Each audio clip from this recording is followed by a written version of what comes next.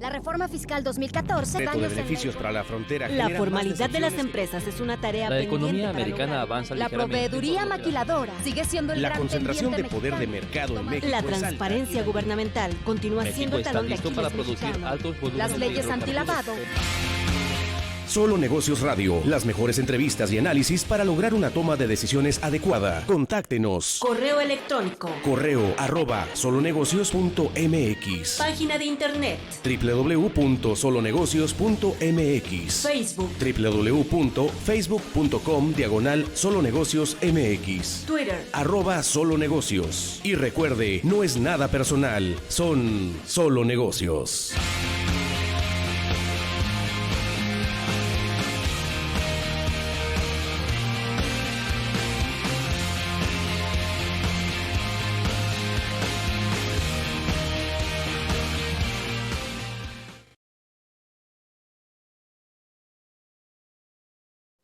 Hola, ¿cómo está? Mi nombre es Alejandro Sandoval, los saludo con mucho gusto. Esto es Solo Negocio Radio y bueno, pues estamos transmitiendo a través del 1300 de amplitud modulada, al igual que por internet en el fanpage de Radio Mexicana, nuestras noticias, pues en donde con mucho gusto vamos a estar comentando sobre los acontecimientos económicos relevantes al día. Y mire usted, el día de ayer, el INEGI nos publicó el índice de confianza del consumidor para cifras de agosto 2021 con una movilización negativa de 1.2 unidades. Y esto va marcando una pauta, conforme lo que platicábamos el miércoles del acontecer económico, pues no positiva, ¿no? O negativa en cierta medida. Esto también es importante señalar, pues la situación no significa un acabose, ni mucho menos, pero habla de un muy mal mes de agosto, posiblemente en el tercer trimestre del año, después de 2 trimestres no tan buenos, y el advenimiento de una serie de normas complejas, como el tema de la subcontratación prohibida y la subcontratación especializada, que puede traer consigo retracciones más fuertes de lo esperado. Ahora, realmente los pronósticos formulados para el crecimiento económico de nuestro país este año están basados no propiamente en un asunto vinculado a lo que es la economía nacional, sino a la dependencia con la economía de Estados Unidos. Y de ser cierto eso, pues básicamente estaríamos pensando que el acontecer del crecimiento pues no dependería de estas condiciones internas, como el miércoles comentábamos con el indicador IMEF o los de encuesta mensual de opinión empresarial, o en su caso con lo correspondiente a lo que ahorita voy a hablar con el indicador de confianza del consumidor y el SIC, el sistema de indicadores cíclicos. Porque al final del día, y esto, mire, el miércoles estuve en un evento que promovió la Reserva Federal con Irene Espinosa, que es gobernadora del Banco de México. A mí me tocó una de las preguntas que se leyeran y le preguntaba, oye, ¿cómo consideran que va a crecer México 6% en función a lo mal que está resultando la movilidad económica interna con los indicadores internos? Y esto básicamente pues me llevaba a la respuesta, me la señalaba en el sentido, es que lo estamos basando en el exterior, en las exportaciones, el crecimiento de estas, que sí se está dando, pero que el balance de riesgo le indica el tema de los famosos semiconductores, perdón, y estos asuntos. Y que en su caso, pues obviamente eso trae consigo el tema de que ese es el único riesgo relevante para que no se crezca ese 6.2% que está haciendo el Banco de México, 6.5% Hacienda, y en su caso el gobierno federal, Hacienda y el gobierno federal, y MEF, que trae 6%. Y bueno, pues lo entiendo y está bien, pero lo cierto es que si la economía no se sostiene en un crecimiento estable, aunque sea muy plano interna, sino al contrario cae, entonces sí tendríamos un problema. ¿Va a caer? No lo sé, pero no lo creo, porque agosto fue un mes con las declaratorias de la tercera ola COVID. Hay gente responsable o incluso de más que se asusta, que dice, no, ni salgas, ¿no?, de la casa. Y eso puede inhibir actividad económica. ¿Cuánta gente es así? No lo sé.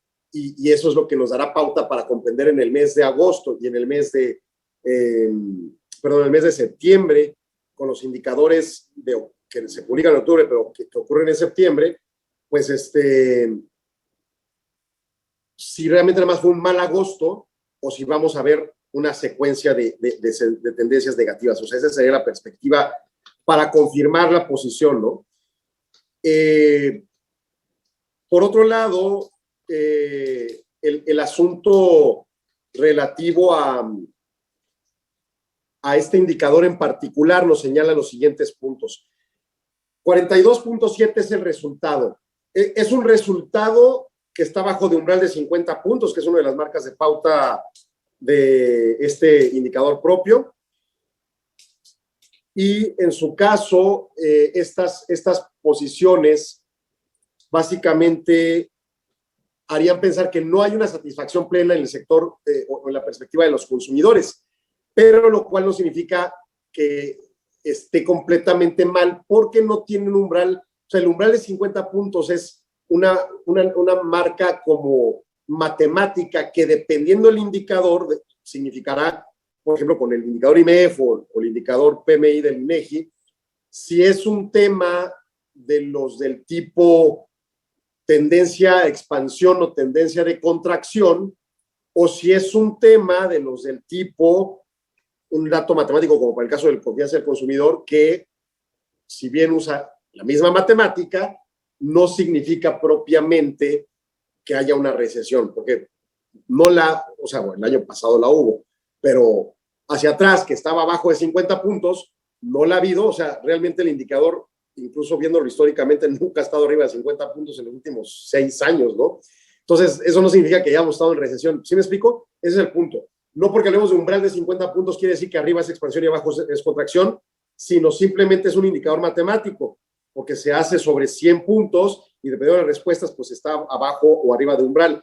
Pero en ciertos indicadores, como el indicador IMEF o el indicador PMI o el ISM de Estados Unidos, pues sí, ahí sí significa, por su manera de medir las cosas o su significancia del resultado, si estás en un lado de expansión o de contracción. Entonces, más allá de ese punto, este indicador está en 42.7, bajó este mes después de venir subiendo constantemente en los meses anteriores y está 7.5% o 7.5 puntos arriba del indicador de hace un año, o sea, de la época desde recuperación.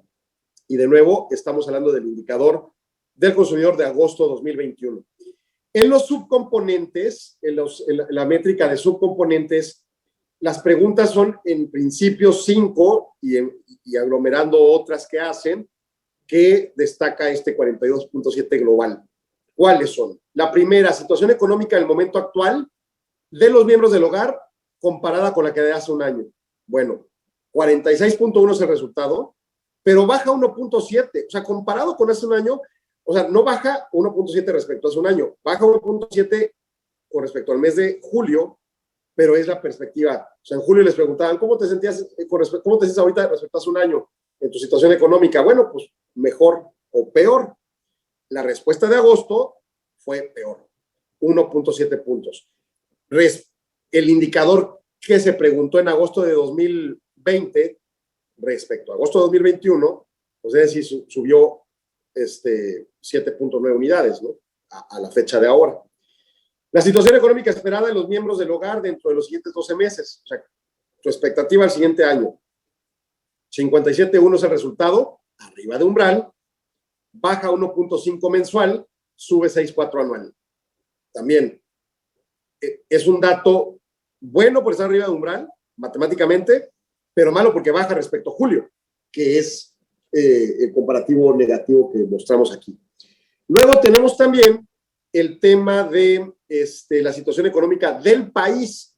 O sea, primero te preguntan, ¿cómo estás tú hoy y tu familia respecto a hace un año? Y luego, ¿cómo están ustedes, tú y tu familia, hacia en los siguientes 12 meses? ¿Cómo se ven? Y ahora, ¿cómo ves al país hoy en día comparado con hace 12 meses? El resultado 37.9. O sea, la gente tiene más confianza en su economía que en la del país. Ve más mal las cosas afuera. Y son las cuestiones interpretativas de los encuestados, ¿no? Y luego, viene el tema de situación económica del país hoy en día, situación económica del país en 12 meses. O sea, ¿cómo ves el futuro de México? Y entonces ahí la pregunta llega a 49.8, bajando 1.7, degradándose por debajo de umbral, mes a mes, y en el anualizado 6.8 arriba. La gente no ve al país bien hacia adelante. Lo ve mejor que lo que ve hoy, pero no arriba de umbral, y luego todavía encima bajando respecto al mes previo. Y la última pregunta del primer desglose es posibilidades en el momento actual de los integrantes del hogar comparadas con las de hace un año para comprar electrodomésticos, activos, ¿no?, del hogar o bienes duraderos, podríamos decir. El dato es 22.9, la gente no se ve en posibilidad seria de comprar, o sea, muy, muy, muy por debajo de umbral, baja 1.2 mensual, sube 6.8 anual. Y este es de los tipos de datos derivado de que las compras de bienes duraderos son las más caras, digo, es más barato comprar comida en la inmediatez, en el momento, que una tele o que un refrigerador, yo qué sé. Y entonces lo que nos está planteando es, bueno, es un momento en el que la gente no considera que puede hacer ese frente, al menos por la dimensión respecto de umbral y por la caída mensual. Veremos en noviembre, ¿verdad? En el Buen Fin, o quienes tenemos la oportunidad de tener un cierto indirecto participación del Viernes Negro o del Cyber Monday, pero lo cierto es que no es un resultado para nada bueno, ¿no? Y dos, acompañado del tema de los indicadores de encuesta mensual de opinión empresarial, pues las cosas tampoco son halagüeñas. Luego vamos al desglose profundo. La situación económica del personal en este momento comparada con la de hace un año. O sea, hace rato parece la misma pregunta, pero hace rato preguntábamos más bien del hogar. O sea, todos los miembros del hogar. Tu situación económica personal comparada con la de hace un año se ubica en 44.8, 0.7 menos que el mes pasado. Y en su caso, pues 8.2 más que el año pasado. O sea, año a año sí vemos mejoría, pero mes a mes hay degradación prácticamente en todos los subindicadores. Y lo que esperas en un año, pues está en 56.2, o sea, hay optimismo por encima de umbral, pero degradado 1.1 respecto al mes previo. Así que la gente tendría una expectativa no tan buena este mes respecto al mes pasado, aun cuando está en un rubro positivo, ¿no? Básicamente esa sería como la forma de interpretar esto. Posibilidades actuales de comprar ropa, zapatos, alimentos comparadas con las de hace un año, 32.4, también abajo de umbral, y luego 2, baja 1.7 anual, ¿no? Entonces, también preocupante. No son bienes de primera necesidad, pero, bueno, los alimentos sí, pero zapatos o ropa no necesariamente lo son, pero ya son bienes más accesibles que electrodomésticos y demás, y de cualquier forma están degradados. Posibilidades económicas para salir de vacaciones en los próximos 12 meses, 27.9, baja 1 punto. También con cierto grado de, pues podríamos decir, temor, ¿no?, de que no haya el recurso para enfrentar las vacaciones. Tengo que ir a corte, me pide Arturo, regreso en segundos, los invito a quedarse aquí, esto es Solo Negocios.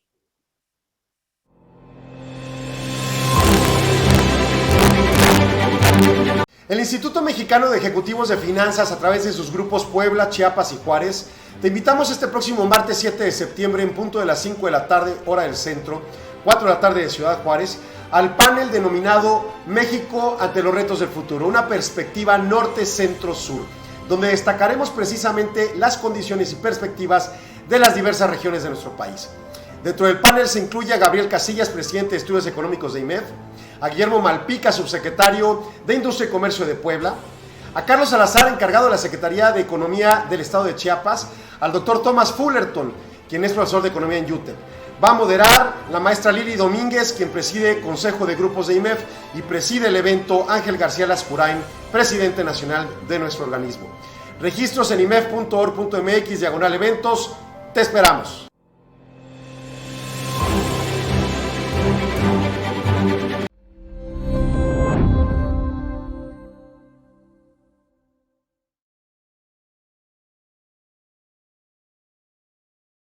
Hola, ¿qué tal? Soy Antonio Gil, director de finanzas en Princeton y presidente del IMEF Valle de Toluca. Quiero compartir con ustedes estos elementos para una mejor gestión financiera empresarial. En primer lugar, debemos tomar en consideración la visión que todo líder debe de tener, una visión estratégica. En segundo lugar, necesitamos tener los procesos organizacionales bien definidos. Y en tercer lugar, debemos establecer una plataforma tecnológica. Estos tres elementos en su conjunto nos darán, como líderes, una mejor gestión organizacional. La estrategia es importante, puesto que nos permite construir el futuro a partir de lo que tenemos hoy. Los procesos organizacionales perfectamente definidos. Y no olvidemos que dentro de estos procesos está el de tesorería. La tesorería se vuelve un elemento vital en estos momentos, donde la liquidez es importante. La liquidez nos va a permitir continuar con la viabilidad del negocio. El tercer elemento, como se mencionó, es la plataforma tecnológica. La plataforma tecnológica, como hemos visto en estos momentos, ha generado una nueva capacidad, nuevas habilidades en las personas, creando nuevas oportunidades. Estos tres elementos combinados nos permiten generar una mejor propuesta de valor para los clientes, que al final de cuentas son los que estarán esperando esas propuestas para que la empresa salga más fortalecida.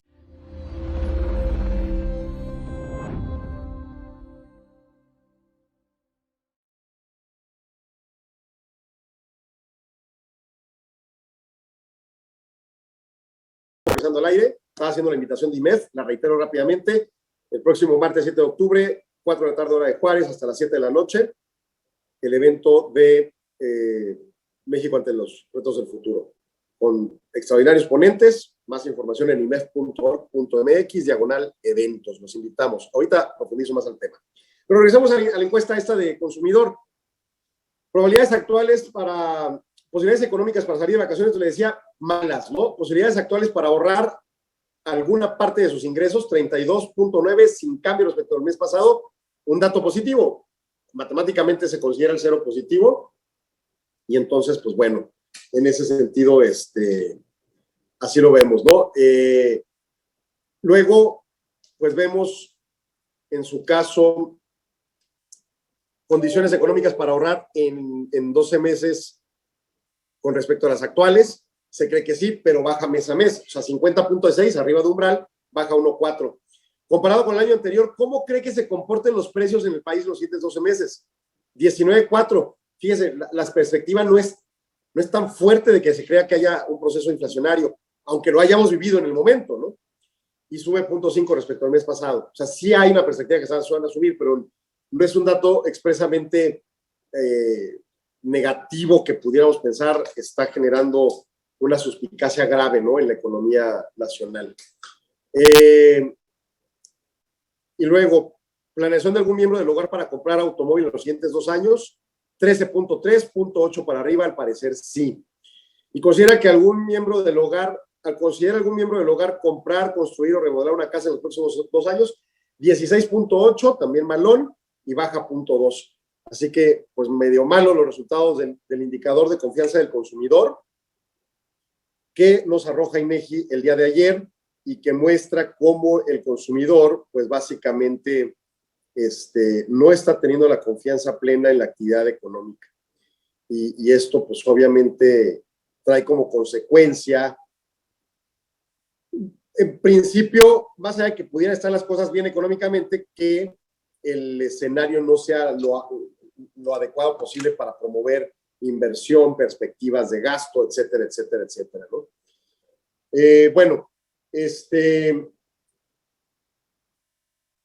tenemos el sistema de indicadores cíclicos. El sistema de indicadores cíclicos es que se basa en metodologías de la OCDE, que tiene como propósito plantear pues un contexto de cómo va la economía hace 2 meses y en su caso,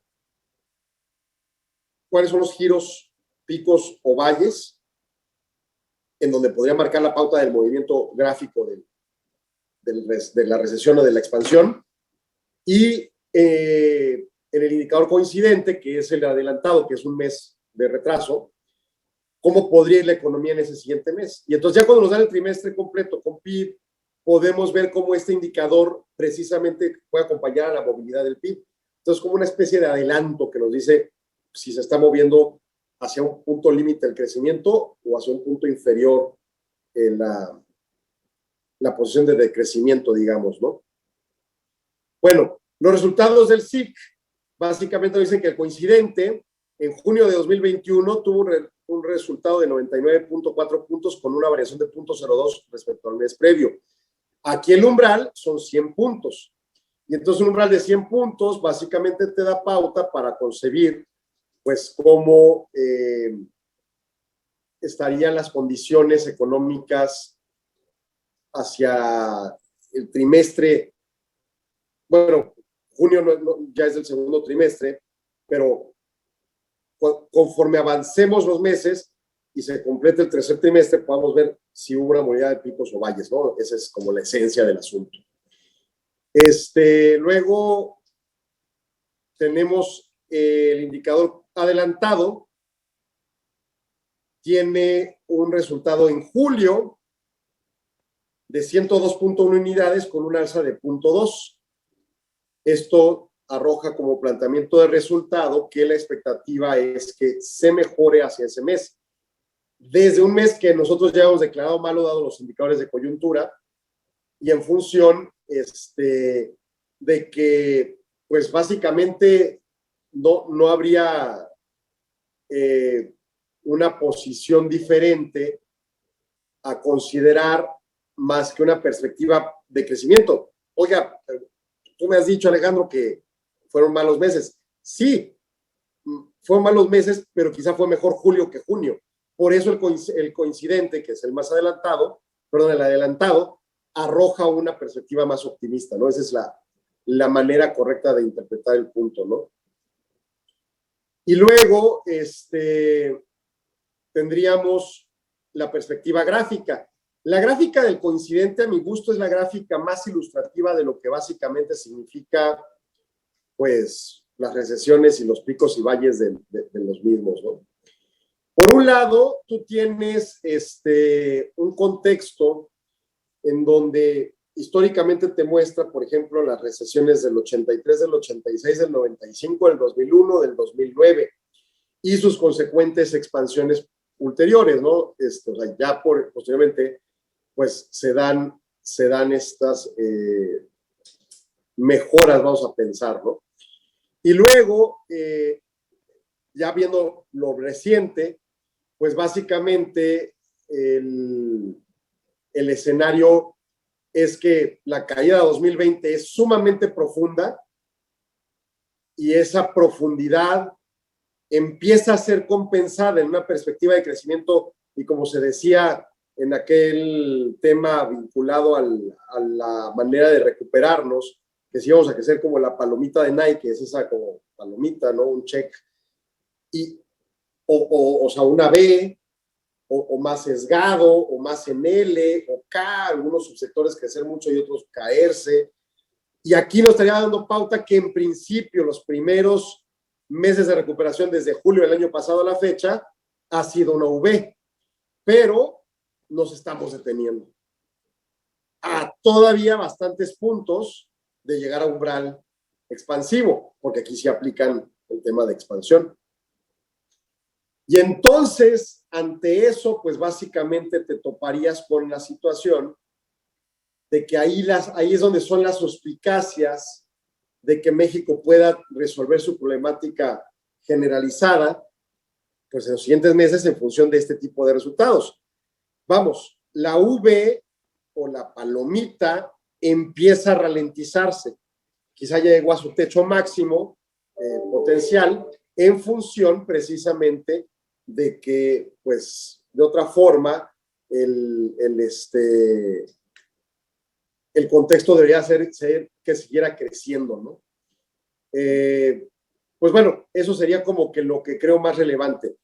Ahora, junio en este caso se torna un mes malo, el coincidente te dice vienen cosas mejores y en una de esas pues es funcional para con esas cosas mejores, pero habrá que ver si los cumplimientos dan para ello.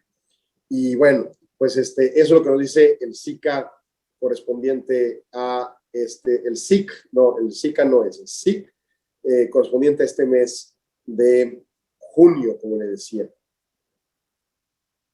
Y luego viene el tema del registro de resultados automotrices de vehículos ligeros en agosto de 2021. Nos interesa mucho el tema de los vehículos porque pues tenemos economías altamente dependientes en que los vehículos se vendan. Por ejemplo, Juárez, nada más. ¿Por qué? Bueno, pues porque básicamente aquí tenemos muchísima maquiladora, pero la gran mayoría son automotrices o de autopartes. Entonces, si la venta de coches no da de sí, pues obviamente tienes un contexto en donde quizá no haya compra de autopartes en principio. Puede ser que sí, ¿verdad? Pero en principio no necesariamente. Y finalmente, la perspectiva de la derrama económica en el país, ¿no? Para la venta de los propios coches. Y bueno, ¿qué resultados tenemos? En agosto se vendieron en México 78,235 unidades, vehículos ligeros. En el periodo de enero a agosto se han logrado vender hasta 680,916 vehículos ligeros. En ese sentido, el gráfico ya muestra por primera vez en más de 12 meses, no, en más de, yo creo que 15, 16 meses, un mejor resultado este año en agosto que el año pasado. Este año vendimos 78,265, el año pasado vendimos 77,120. Eso sí, el año antepasado, en 2019, vendimos 119,487. Así que, pues, tampoco es así como echar cámaras al vuelo, ¿no? Luego tenemos el contexto de lo que es el rubro de principios de año a la fecha, 680,000 vehículos y hacia el año pasado en total fueron 950,000. Pudiéramos estar trayendo ritmo. No sé qué no era el primer dato. Ya desde abril se había dado. Bueno, es que en abril, obviamente, de 2020, pues todo se puede comparar contra prácticamente nada. Pero ya en el planteamiento anualizado, nuestra perspectiva con los últimos 4 meses es que fácilmente superemos las ventas de vehículos de 2020. Que de nuevo, pues también, obviamente, compararlo con ese año es terrible. Eso sí, el año 2019 fue malón, porque el 2020 cierra mal, con todo y 3 meses básicamente no operados de manera adecuada.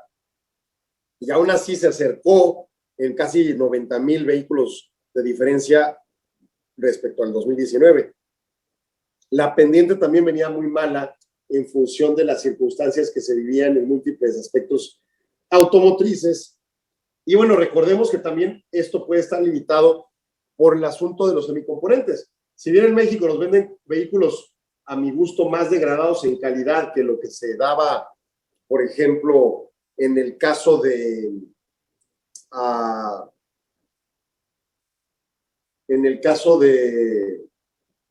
válgame, se me olvidó, de los años anteriores que no había problema con semiconductores, pues el punto básicamente concreto es pensar en que hay una degradación al momento, ¿no? Por también el tema de semiconductores. Entonces tampoco es así como que todo está mal. O sea, venimos en época todavía pandémica, en recuperación, se está recuperando respecto al 2020, y además está el tema de semiconductores que traban la producción de vehículos. En México, insisto, creo que nos venden vehículos más degradados en calidad y por ende quizá uso de semiconductores en algunos casos, pero pues al final del día, con respecto a lo que hay, se está tendiendo a generar una recuperación. Incluso si se pudieran ajustar las cosas en términos estadísticos, pudiéramos pensar que estaríamos mejor todavía, ¿no? Pero bueno, vamos a corte, regresamos en segundos, no se vaya, sigan Solo Negocios.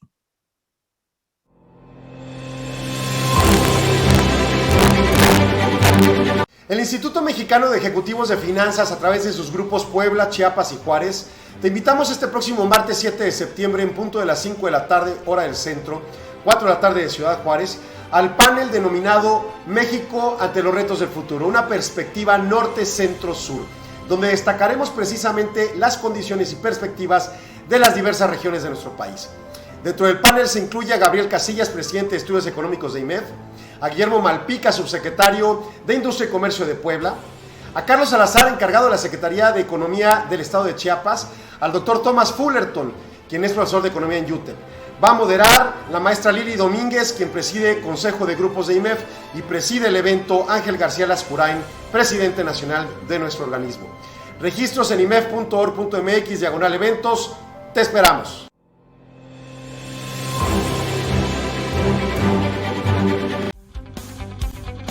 En el IMEF evolucionamos. Te presentamos la nueva app IMEF para teléfonos móviles y tabletas con sistema Mac, Apple y Android. Con esta aplicación tendrás el más alto nivel de las finanzas ahora en tu mano, eventos, contenidos e interacción con los socios del instituto. Simple y fácil de usar. Con la nueva app IMEF podrás pagar e informarte de nuestros eventos locales y nacionales, fechas, horarios, sedes y todo lo necesario para que asistas a los que sean de tu interés. Además, recibirás notificaciones de eventos exclusivos para socios, participantes de comités técnicos y consejeros. También podrás compartir la información en tus redes sociales.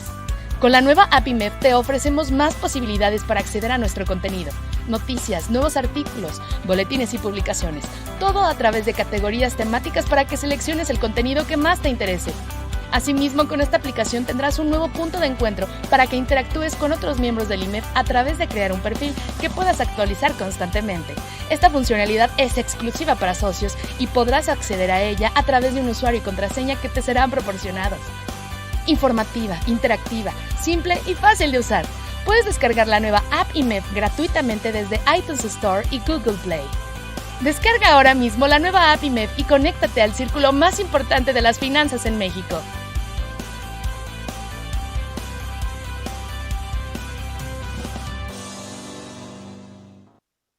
Ya estamos entrando al aire. Bueno, y en este sentido, pues vamos a platicar de las cuentas por sectores institucionales de México, la cual nos habla de este contexto de el primer trimestre de 2021. ¿Qué nos dice el primer trimestre de 2021? Básicamente, en materia de INEGI, con cuentas de sectores institucionales trimestrales, nos arroja resultados del Sistema de Cuentas Nacionales de México. Entonces, por ejemplo, nos habla del Producto Interno Bruto, primer, segundo, tercero, cuarto, quinto, cuarto semestre, trimestre, y luego el primero de 2021, y luego la movilidad trimestral en puntos anuales. Y en su caso,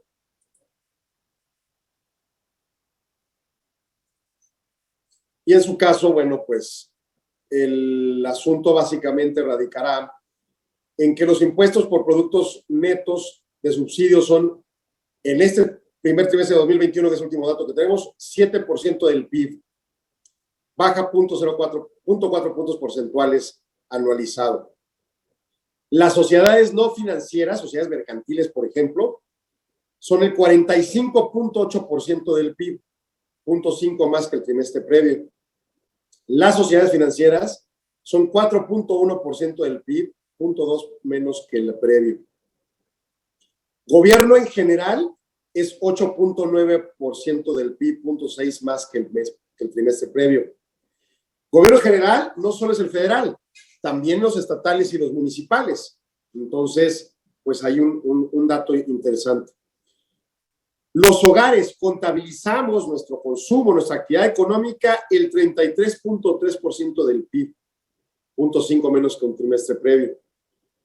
Y las instituciones, ahí le digo el nombre porque está un acrónimo y se me olvidó el datito del nombre, pero son así como dependencias de gobierno, ¿no? Esas traen una ponderación mucho más pequeña de 0.9% del PIB. Instituciones sin fines de lucro, perdón, no son instituciones de gobierno, instituciones sin fines de lucro, su movilidad económica, asociaciones civiles, etcétera, 0.9% del PIB, más y sin cambio respecto al trimestre previo en su participación, ¿no? Por el lado del ingreso, el PIB se distribuyó en el trimestre que se reporta de la siguiente manera. El excedente bruto de operación, 43.3% del PIB. Remuneración de asalariados, 28.3%, como ingreso mixto de los hogares, 20.4%, y 8% restante en impuestos a la producción y las importaciones y netos de subsidios. El ingreso disponible bruto alcanzó el primer trimestre un nivel de 6.2 billones de pesos, lo que representó 100.2% del PIB. Los hogares concentrados 74.9% del PIB, el gobierno 12%, sociedades financieras 6.8%, sociedades no financieras 4.1% y las instituciones sin fines de lucro que sirven a los hogares, es el nombre correcto, 2.4%. La inversión en el trimestre de referencia representó 25.8% del PIB y se financió con el ahorro interno que aportó el Producto Interno Bruto y el ahorro externo con 1.4%. Al desagregar la inversión por sector institucional, las sociedades no financieras realizaron gastos de inversión equivalentes a 17.9% del PIB, los hogares 6.4%, el gobierno general 1.3% y las sociedades financieras con 0.1%. Finalmente, los activos totales de la economía al primer trimestre fueron concentrados particularmente en los hogares con 47.1%, las sociedades no financieras con 22.8% y 23.1% en los demás sectores. Entonces, esa es la estructura de cómo se acomoda este subindicador de cuentas nacionales y derivado del Producto Interno Bruto, que nos aporta una idea de cómo se dimensiona la economía de nuestro país, ¿no? Esa es la esencia del dato en concreto. O sea, ¿cuál es la dimensión que se le debe dar al asunto de la dimensión del país? Y bueno, también porque es importante esto, reconocer el peso de las cosas. O sea, las sociedades no financieras son prácticamente todas las empresas menos las que son persona física, actividad empresarial, pero aportan casi la mitad del Producto Interno Bruto. Imagina usted, el planteamiento es importantísimo, ¿no? Y por ende, pues fundamental conocer esa información que le permita al país y a la gente con las estrategias correspondientes, ¿no?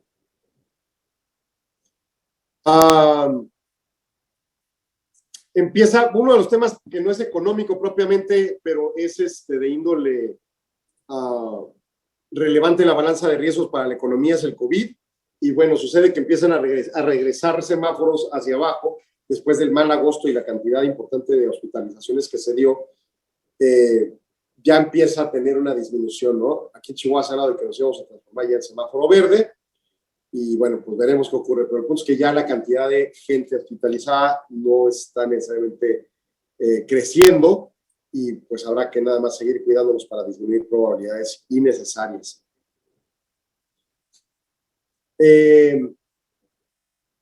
Uno de los temas que ha salido desde la firma del Tratado de Libre Comercio y que quedó pendiente, y este es el Tratado de Libre Comercio de Estados Unidos, México y Canadá, pues es el tema de las reglas automotrices sobre cómo calcular, o la metodología de cálculo de la mecánica para poder llevar a cabo el cumplimiento de contenido regional de la máquina, del vehículo en este caso, ¿no?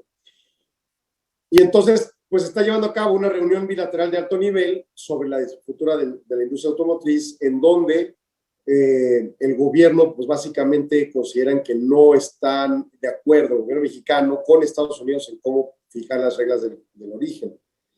En su caso, la subsecretaria de Economía y en materia de comercio exterior específicamente, Luz de la Mora, aclaró en la entrevista que el jueves, en la etapa de consultas de tratado, que deben iniciar 30 días de la petición del 20 de agosto, busca que Estados Unidos aplique lo que quedó plasmado. A preguntarle si podría surgir una nueva metodología para calcular el BCR, el contenido regional o salario, que pueda satisfacer a ambas partes durante los 75 días que da el tratado para fijar estos criterios.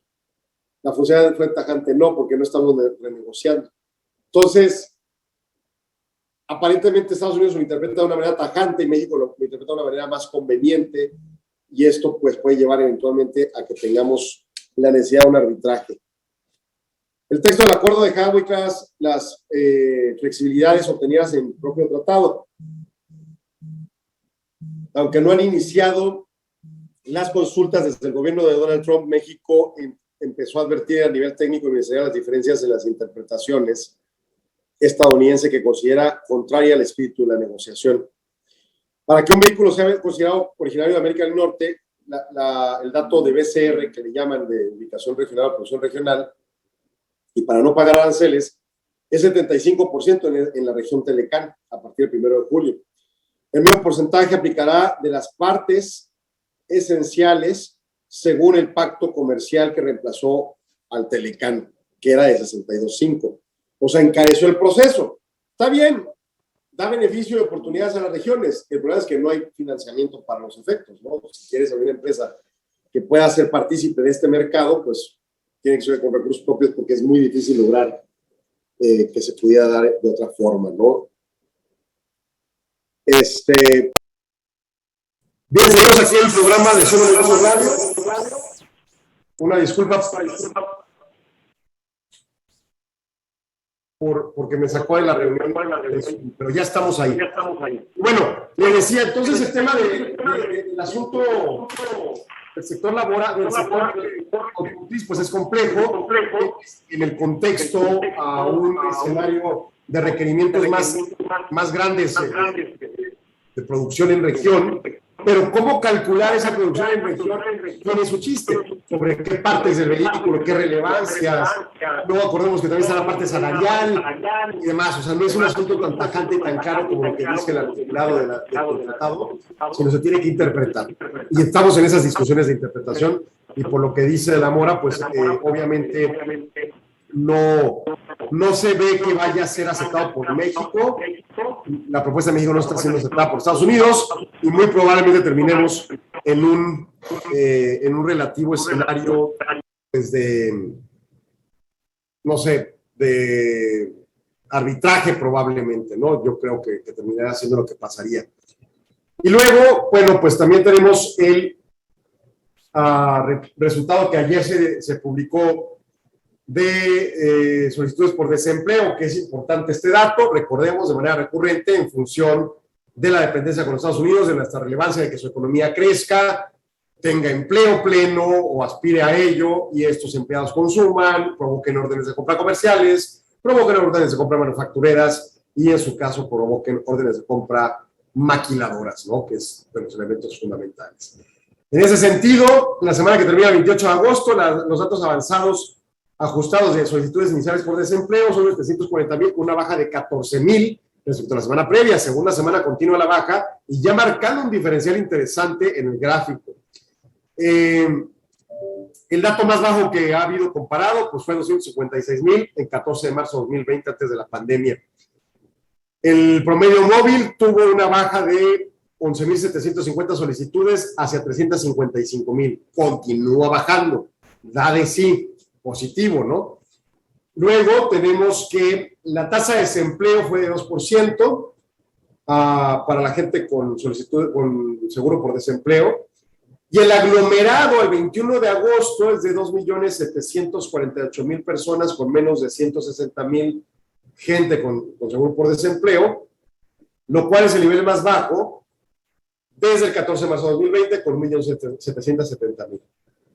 Y el promedio móvil subió 46,000 en revisión. No es cierto, perdón. El promedio móvil llega a 2,855,000 personas con una baja de 58,000 respecto al dato revisado previo. Entonces, ¿qué quiere decir esto? Que sigue bajando el desempleo en Estados Unidos. Sobre todo con la gente de mayores ingresos que se puede asumir es quien trabaja para aspirar a tener un seguro de desempleo, tiempos completos y otras reglamentaciones que fijan los gobiernos subnacionales en Estados Unidos y que, bueno, pues aquí destaca cómo va mejorando desde agosto del año pasado hasta diciembre, empeora hacia febrero, vuelve a mejorar con una buena tendencia bajista, llega a junio, se estanca hasta agosto y ya de agosto a la fecha se recupera la tendencia relativa. Todavía hay que ver que marque más para ver hasta incluso el ángulo de mejoría, pero va bajando el desempleo en Estados Unidos. Si usted recuerda, el lunes dábamos lectura a las encuestas del Institute for Supply Management en su reporte de negocios manufactureros Algunos de los cuellos de botella eran el de trabajadores. Si algunos de los planteamientos de los encuestados decían, no, ¿para cuándo se va a resolver? En general, todas sus quejas, que incluye semiconductores, el tema de los contenedores o de quién distribuya en el mundo los componentes, etcétera, y por lo tanto, con base a ello, pues se tenga un escenario benigno, ¿no?, para la economía. Por otro lado, la aglomeración de personas, desde 20 y tantos millones que se llegó a tener a abril del año pasado, pues ya estamos en 2.5, lejos de meta, que está en 1.7, pero pues sustancialmente mejorando. Arturo, no sé si vamos a ir a corte o ya me aviento seguido. Sí, ya tenemos que hacer corte. Me está pidiendo corte, Arturo. No se vaya, siga aquí en Solo Negocios.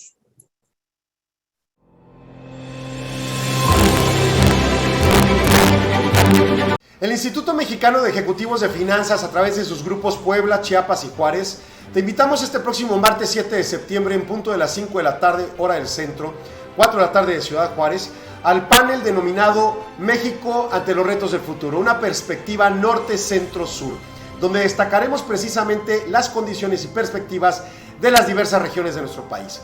Dentro del panel se incluye a Gabriel Casillas, presidente de Estudios Económicos de IMEF, a Guillermo Malpica, subsecretario de Industria y Comercio de Puebla, a Carlos Salazar, encargado de la Secretaría de Economía del Estado de Chiapas, al doctor Thomas Fullerton, quien es profesor de Economía en UTEP.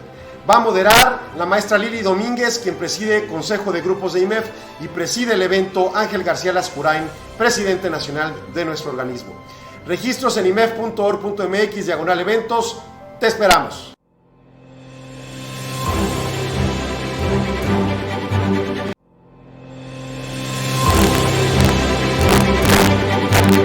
El Instituto Mexicano de Ejecutivos de Finanzas, a través de sus grupos Puebla, Chiapas y Juárez, te invitamos este próximo martes 7 de septiembre en punto de las 5 de la tarde, hora del centro, 4 de la tarde de Ciudad Juárez, al panel denominado México ante los retos del futuro, una perspectiva norte-centro-sur, donde destacaremos precisamente las condiciones y perspectivas de las diversas regiones de nuestro país.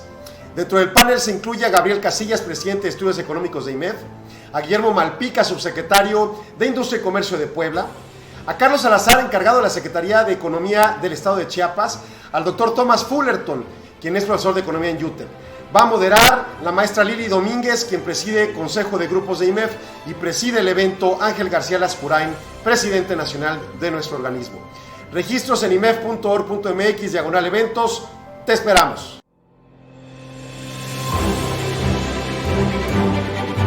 Regresando al aire, les decía aquí, para terminar el argumento semicomercial, el IMEF tiene este 7 de septiembre el evento denominado Foro México ante los retos del futuro, el cual tendrá 5 conferencistas moderados por la doctora Lili Domínguez de IMEF, y los cuales van a platicar de la economía nacional, entre Gabriel Casillas y Ángel García Lascurain de IMEF, y las economías regionales del norte, por el doctor Thomas Fullerton de UTEP, Guillermo Malpica de Puebla, pero va a hablar del centro del país, y Carlos Salazar de Chiapas, y va a hablar propiamente del sur del país. Y el planteamiento es conocer la perspectiva regional, porque sí hablamos, hoy vamos a crecer 6.5, pero bueno, sabemos que es difícil el pronóstico de subnacionales, pero ¿qué va a pasar en los estados?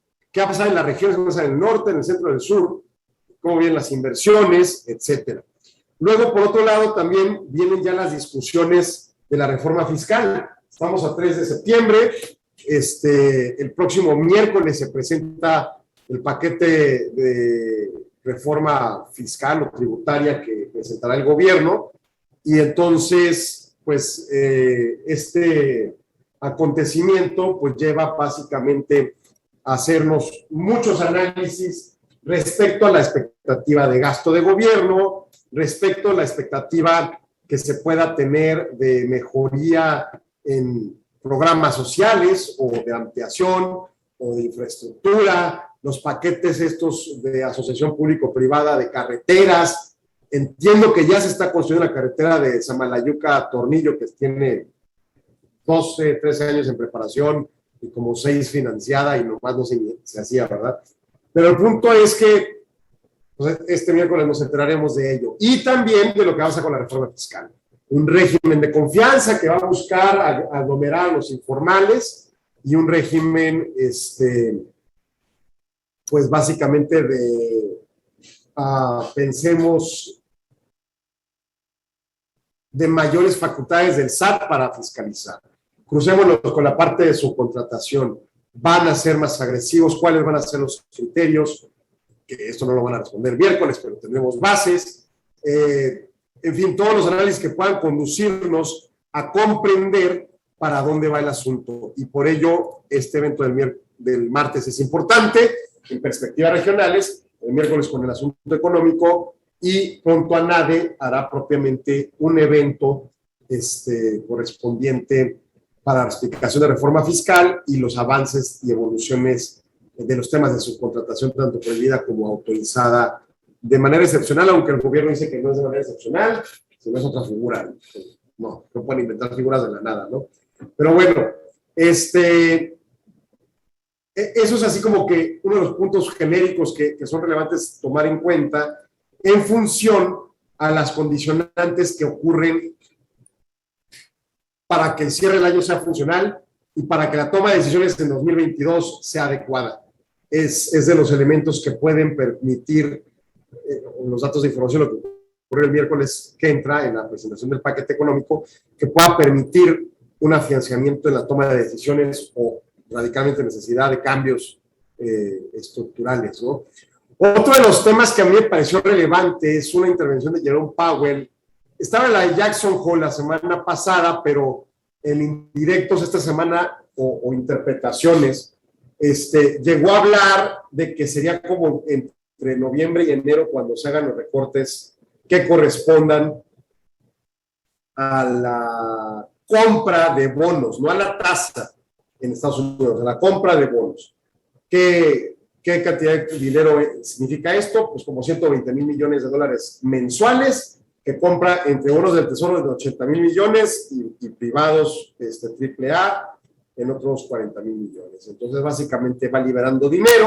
El dinero es como la impresión de dinero y ayuda a la economía con la liquidez. Pero, pues están los riesgos inflacionarios.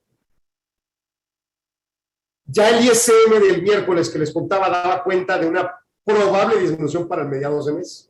Si se cumple ello, entonces Powell estaría dando al clavo en el señalamiento o en más bien pronóstico que hacía desde marzo, abril, que iba a ser un efecto transitorio.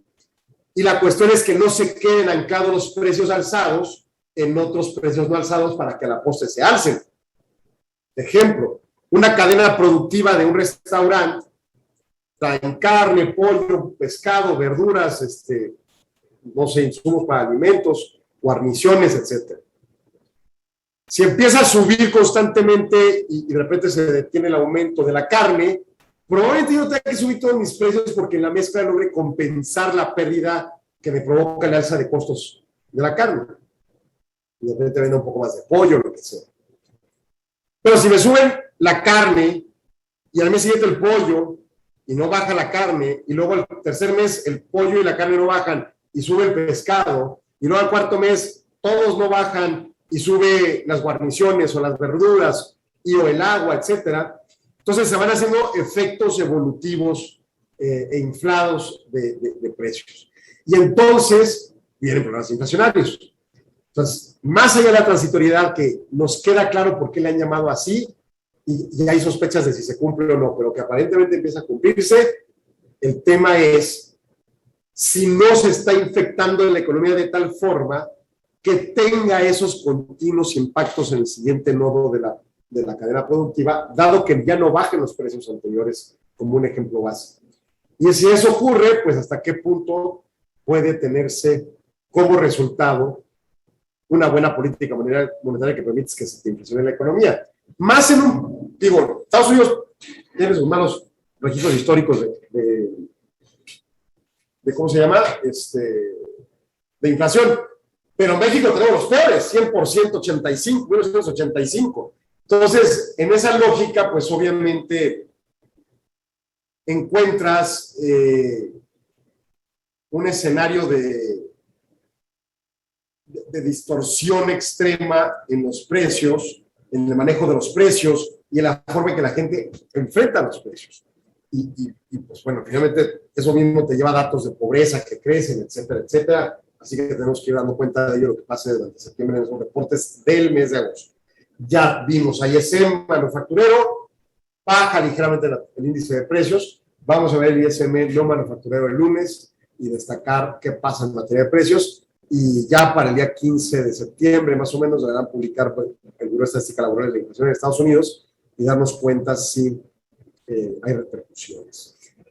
Finalmente, para cerrar, el tema de petróleo, los crudos, el inventario de crudo de petróleo promedia 6.3 millones de barriles por día.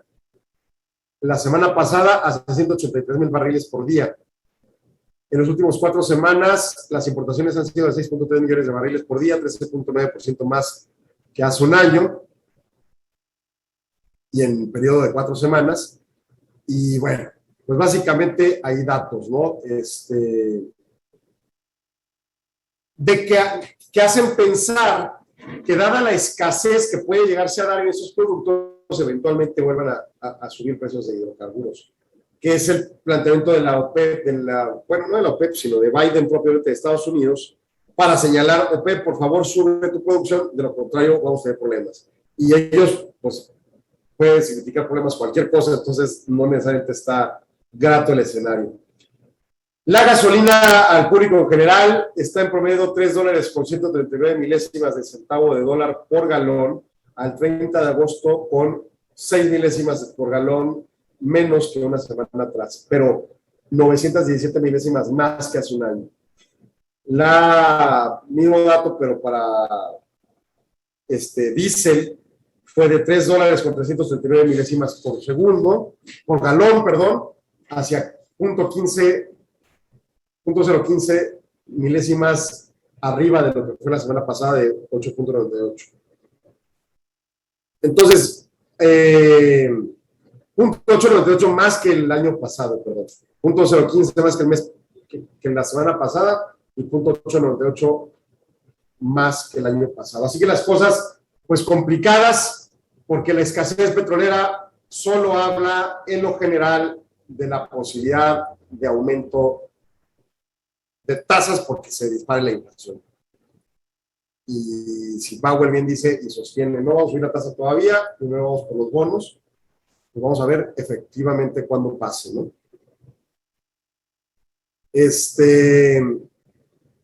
Básicamente es todo lo que tenemos. Muchas gracias, Arturo. Pasa un excelente fin de semana. Nos cargaremos esta información más tarde en redes sociales. Y pues muchas gracias por su atención. Hasta luego.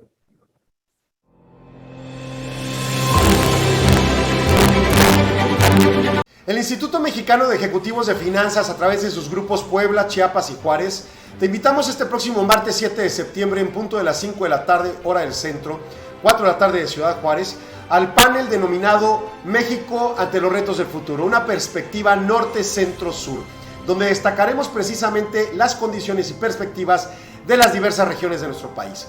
Dentro del panel se incluye a Gabriel Casillas, presidente de Estudios Económicos de IMEF, a Guillermo Malpica, subsecretario de Industria y Comercio de Puebla, a Carlos Salazar, encargado de la Secretaría de Economía del Estado de Chiapas, al doctor Thomas Fullerton, quien es profesor de Economía en UTEP. Va a moderar la maestra Lili Domínguez, quien preside Consejo de Grupos de IMEF, y preside el evento Ángel García Lascurain, presidente nacional de nuestro organismo. Registros en imef.org.mx/eventos. Te esperamos.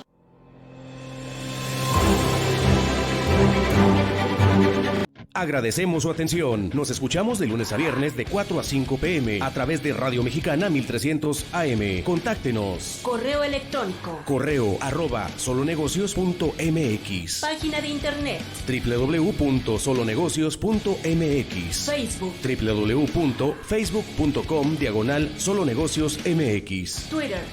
@solonegocios. Y recuerde, no es nada personal, son solo negocios.